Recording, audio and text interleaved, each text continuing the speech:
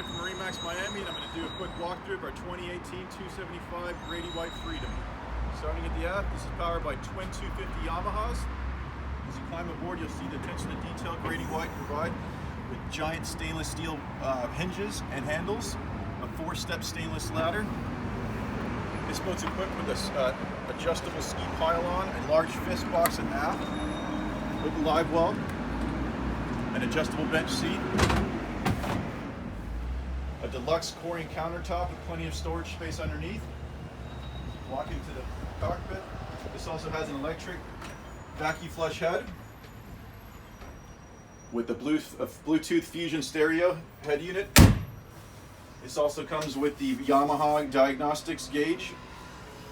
Walking full enclosure, pre-rigged for outriggers as well.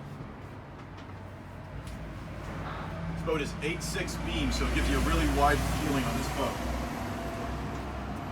Walk into the bow, you have recessed stainless handrails, and also a through-hole all-chain windlass that keeps the bow of the boat clean. This boat is coastal fog blue. If you have any more questions, we're down here at MarineMax Miami, and I'm Brian. Thank you.